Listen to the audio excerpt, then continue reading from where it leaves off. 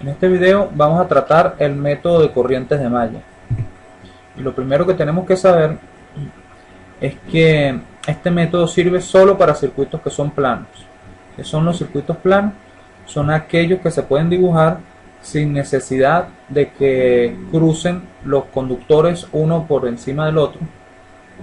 Por ejemplo, este circuito que tenemos aquí abajo es un circuito plano que uno lo pudiera dibujar de esta manera, pero en esta forma en que está dibujado aquí, un conductor pasa por encima de otro conductor sin hacer conexión, pero uno puede dibujarlo si movemos esta resistencia, la movemos hacia afuera, y esta de 5 ohmios la movemos hacia afuera, nos queda dibujado de esta manera. Entonces un circuito plano es aquel que se puede dibujar sin que se crucen los conductores, solamente se tocan los conductores donde hay una conexión física. Un circuito que no sea plano, un ejemplo pudiera ser este que está dibujado aquí a la derecha.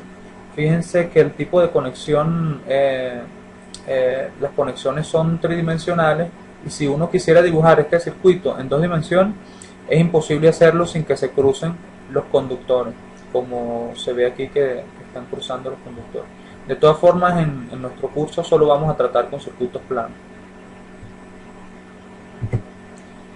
Y vamos a ver el primer ejemplo, el más sencillo de todos, donde hay puras resistencias y una fuente de voltaje.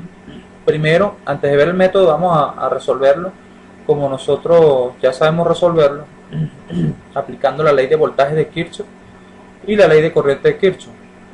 Vamos a considerar unas corrientes que le vamos a llamar corrientes de malla. Esta corriente de malla, I1, vamos a pensar que ella circula alrededor de la malla 1.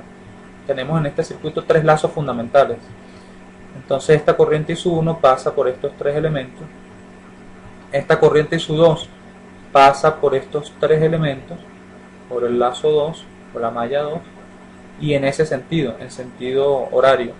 Y la corriente I3 de malla pasa por estas 3 resistencias en este sentido. Si nosotros no queremos saber la corriente que pasa, la corriente total que pasa por esta resistencia de 3 kΩ, entonces pasaría I3 en este sentido hacia arriba y pasaría I1 hacia abajo. Entonces, si yo quiero saber la corriente que pasa hacia arriba, sería I3 de malla menos I1 de malla, igualito en esta resistencia. Si quiero saber la corriente que pasa por allí, sería, si quiero saber la que pasa de izquierda a derecha, entonces sería I3 de malla menos I2 de malla. Ahora, por las resistencias periféricas, las que están afuera, por ellas solamente pasa la corriente de malla. Por esta resistencia solamente pasa I3 de malla, y por esta solamente pasa I1 de malla, y por esta que está aquí de 4 kΩ solamente pasa I2 de malla en este sentido. Vamos a empezar a plantear las ecuaciones. Si yo recorro la malla 1 o el lazo 1, el lazo fundamental, y empiezo desde este punto a aplicar la ley de voltaje de Kirchhoff, esta corriente I1 de malla me ocasiona una diferencia potencial positiva aquí, por donde entra la corriente, y negativa aquí. Entonces escribiría más 9K por I1 de malla. Aquí está, 9K por I1 de malla. Menos 6 voltios. Menos 6. Y si voy a escribir la diferencia potencial más menos, entonces tengo que plantearla con la corriente bajando, entrando por el más. Esa corriente bajando sería I1 de malla menos I3 de malla. Por eso es que esta diferencia potencial está escrita I1 de malla menos I3 de malla multiplicada por 3 kΩ, y llego al punto de partida. Por eso debe ser igual a 0, esa diferencia de potencial.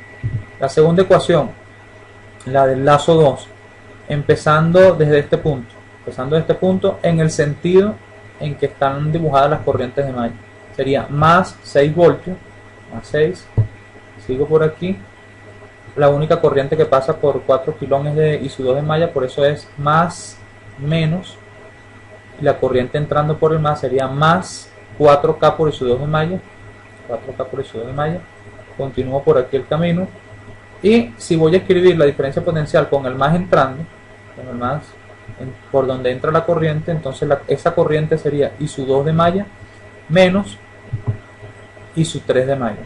I sub 2 de malla menos I sub 3 de malla por la resistencia de 6 kilo y llego al punto de partida, eso es igual a 0. La tercera ecuación, la del lazo 3, empezaría, si empiezo por este punto, esta corriente bajando me ocasiona una diferencia de potencial más menos, más arriba menos abajo, sería I sub 3 de malla por 12K, I sub 3 de malla por 12K, más, si ahora pienso esta corriente subiendo, sería más I sub 3 de malla menos I sub 2 de malla por 3K, 3K por I sub 3 de malla menos I sub 1 de malla, continúo el recorrido y esta diferencia potencial más menos, así como la estoy anotando, sería 6K por I sub 3 de malla menos I sub 2 de malla. Eso es igual a 0 porque llego al punto de partida. Ahora, ¿cómo es el método de corrientes de malla? Aquí lo que hicimos fue escribir las ecuaciones considerando solamente estas corrientes de malla. Utilizamos los tres lazos fundamentales para plantear la ley de voltaje de Kirchhoff y implícitamente utilizamos la ley de corrientes de Kirchhoff. Cada vez que una corriente que pasa por aquí la definimos como combinación de las otras dos corrientes, estamos aplicando la ley de corrientes de Kirchhoff. Por ejemplo, vamos a analizar este nodo. La corriente que sube por aquí, la corriente que sube, tendría que ser sumada con I sub 1 da I sub 3 de malla. Es decir, I sub 3 de malla se divide, I sub 3 que viene por aquí se divide en una corriente que sube y en una corriente que sigue por aquí. Entonces, I sub 3 de malla tiene que ser igual a la corriente que sube por aquí más I sub 1 de malla. De ahí, de esa ecuación, yo despejo la corriente que sube por aquí y me va a dar que la corriente que sube es I sub 3 menos I sub 1. Pero vamos a ver el método entonces de corrientes de malla, cómo se usa el método.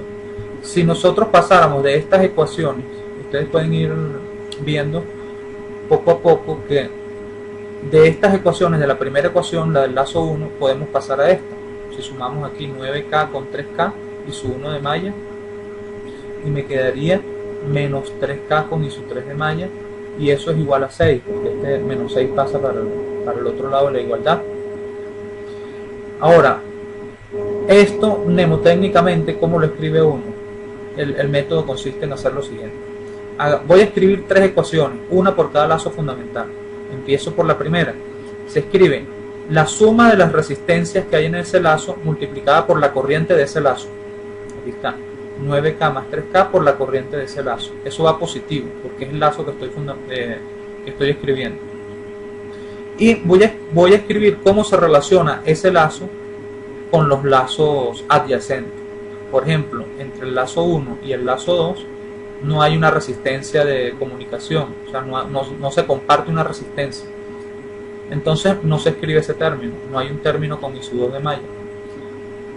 Pero entre I sub 1 de malla, entre el lazo 1 y el lazo 3, sí se comparte una resistencia, entonces esa va con signo negativo. Menos 3K por la corriente del lazo adyacente. Entonces sería 9 y 3, 12K por I sub 1 de malla, menos 3K por I sub 3 de malla. Y eso va a ser igual a los voltajes que están impulsando I sub 1 de malla. Acuérdense que estoy escribiendo la ecuación del lazo 1. Entonces, el diferencia potencial, esta fuente de voltaje que está en el lazo 1, está impulsando. Acuérdense que en las fuentes normalmente la corriente positiva sale por el positivo. Entonces esta fuente está impulsando I sub 1. Normalmente esta fuente está impulsando I sub 1, por eso lleva un signo positivo. Vamos a ver cómo sería la ecuación del segundo lazo. Si empezamos, vamos a ver, aquí sería 4K más 6K por I sub 2 de malla, porque estoy escribiendo la ecuación del lazo 2. Sería 10K por I sub 2 de malla menos 6K por I sub 3 de malla. No lleva término con I sub 2 de malla, porque no hay una resistencia compartida entre la malla 2 y la malla 1. Y eso va a ser igual a menos 6. ¿Por qué menos 6? Porque estos 6 voltios que están aquí de esta fuente están en contra de la corriente I2 de malla. Como no la están impulsando, sino que está al revés, está haciendo fuerza al revés de I2 de malla, entonces sería menos 6. Y si ustedes detallan de esta ecuación, podemos pasar a esta ecuación. Lo que es el método de corriente de malla es cómo escribir esto de una manera rápida. Es como escribir estas tres ecuaciones de manera rápida. El lazo 3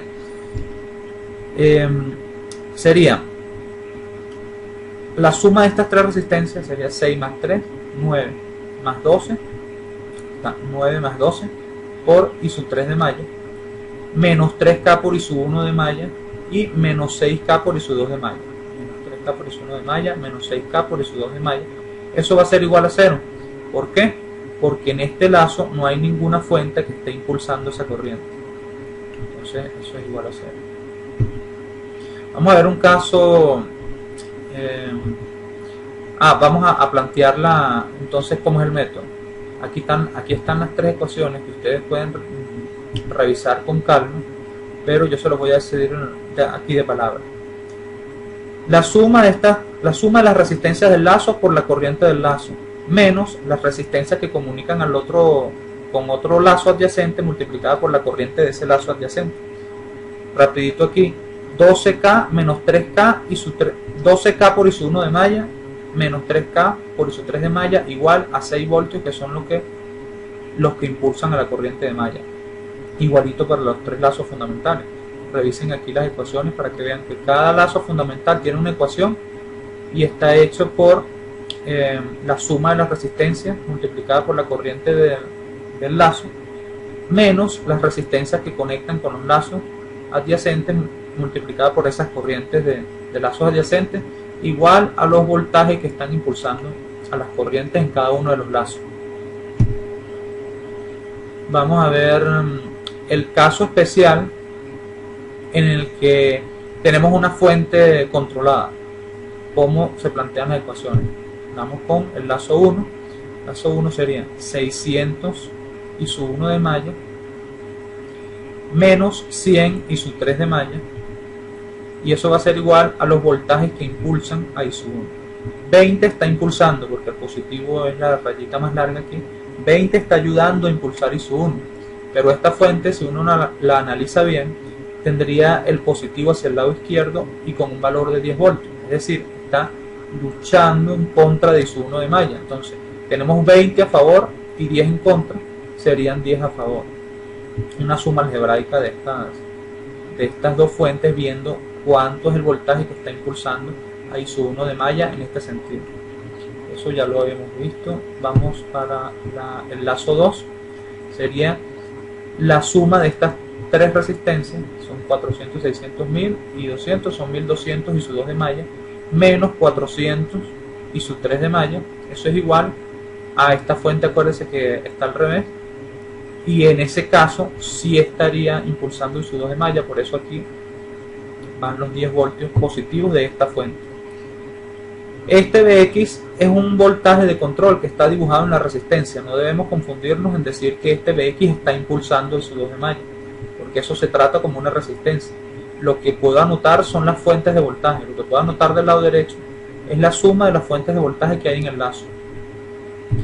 En el lazo 3 me quedaría la suma de estas dos, sería 500 por I3 de malla, 500 por I3 de malla, menos 100 por I1, menos 100 por I1, menos 400 por I2. Eso va a ser igual a las fuentes de voltaje que están impulsando a esa corriente de malla. Como está en contra del sentido de la corriente, como no la está impulsando, entonces se pone negativo. Menos Vx sobre 100. ¿Qué nos faltaría? En este caso especial, en el caso 2, nosotros vamos a agregar una ecuación adicional que me coloca la variable de control en función de las corrientes de malla. Siempre va a ser así. Siempre que voy a escribir las ecuaciones y hay una variable de control, hay que poner la variable de control en función de las corrientes de malla. Y en este caso es fácil, porque esta corriente de malla y su 2 de malla ocasiona una diferencia potencial que es más más aquí y menos, porque la corriente de malla está entrando por aquí. O sea que si yo hago 200 por I2 de malla, me daría el voltaje más aquí, donde tengo la flecha, y menos aquí. Pero como yo quiero hallar es B sub X, pues es con signo negativo. Entonces B sub X va a ser a menos 200 por I2 de malla. Y con esas 4 ecuaciones, pues se resuelve el sistema. El caso 3 es un caso que es deseable cuando uno está resolviendo los circuitos. Si tenemos una fuente de corriente en la periferia de uno de los lazos, la periferia quiere decir que no está compartida con ninguna otra malla, sino que queda en la periferia. Esa fuente de corriente ya nos da el valor de la corriente de malla. Fíjense aquí que I1 de malla es esta que sube por aquí. Entonces ya sabemos que I1 de malla vale 2000 amperes. Eso nos ahorra escribir una ecuación. Ahora, si esta fuente de corriente estuviera al revés, entonces I1 de malla valdría menos 2000 amperes.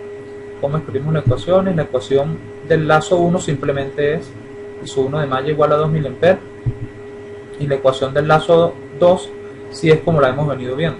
2K más 6K por I2 de malla sería 8K por I2 de malla menos 2K por I1 de malla igual a 2 voltios que están impulsando a la corriente 2 de malla.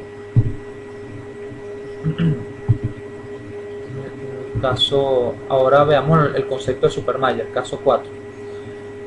El concepto de supermalla lo que implica es hacer el recorrido, unir dos mallas, o sea, hacer el recorrido de la ley de voltaje de Kirchhoff en dos mallas que están unidas por una fuente de corriente.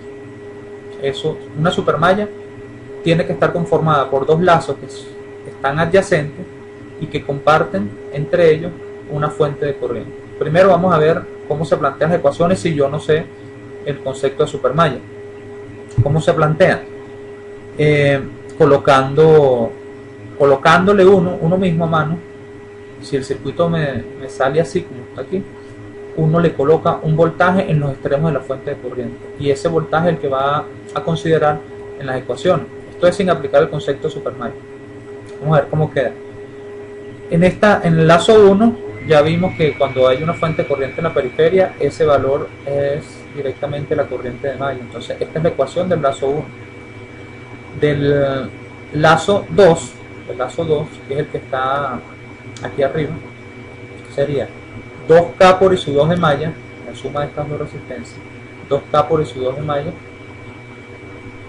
menos 1K por I1 de malla. Estoy escribiendo la ecuación del lazo 2, sería menos 1K por I1 de malla. Aquí está. Y eso va a ser igual a 6 voltios que impulsan a esta corriente. Y voy a considerar este voltaje de la fuente de corriente. Pero como lo dibujé así, como lo dibujé con el más hacia allá, en este caso va en contra de I2, por eso lleva signo negativo. Y se coloca ahí en la ecuación. Ahora planteo la ecuación de la malla 3, que sería 4K por I3 de malla, 4K por I3 de malla, menos 2K por I1 de malla. Eso va a ser igual a la única fuente que hay aquí, en este lazo, es la que coloqué, o sea, el voltaje que coloqué a mano, que sería B sub X. En este caso yo lo dibujé como impulsando I3 de malla, por eso me queda positivo aquí. La otra ecuación, una cuarta ecuación, sería que hay que escribirla siempre que hay una fuente de corriente compartida entre dos mallas. Es que esta corriente que pasa por aquí, 4000 amperes, es igual a I3 menos I2. La corriente que pasa por aquí es igual a I3 menos I2 y eso es igual a 4000 amperes. Esa es la otra ecuación que siempre va a ir adicional allí. ¿De qué trata el método de supermalla entonces? Que lo vamos a ver, todavía no lo he dicho. El método trata de escribir, fíjense que si ustedes suman estas dos ecuaciones, se cancela el B sub X y me queda una sola ecuación que va a tener I1 de malla, I2 de malla y I3 de malla. Vamos a verla aquí. Si ustedes suman estas dos ecuaciones, les da esta ecuación que está aquí. ¿De qué trata el método de malla? De escribir esta ecuación de una vez, sin necesidad de escribir estas dos con una variable que uno inventó o que colocó allí en el circuito, sino directamente estas ecuaciones. Entonces, veamos. Método de corrientes de malla en este circuito. Ya sé que I1 de malla, la ecuación del lazo fundamental es I1 igual a 2 mA, I1 de malla. ¿Y cómo voy a escribir esta ecuación de la supermalla? ¿Cómo la voy a escribir? La voy a escribir utilizando las corrientes de malla, que ya están definidas, pero voy a hacer el recorrido, voy a considerar como si esto fuera una sola malla. Es decir, ahora sumo las resistencias, serían 2K por I2 de malla. Aquí están 2K por I2 de malla. Y sumo esta, 4K por I3 de malla. 4K por I3 de malla. Las dos van con signo positivo porque estoy sumando las resistencias que hay en el lazo, en la supermalla.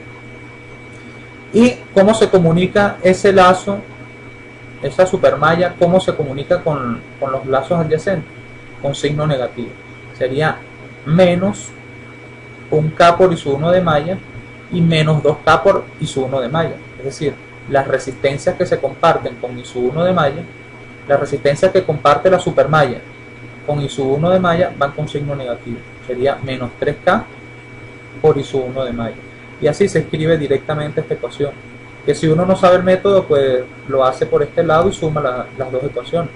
Pero véanlo con detalle cómo se escribe. Y vamos a hacerlo en el salón, vamos a hacer ejercicios de eso.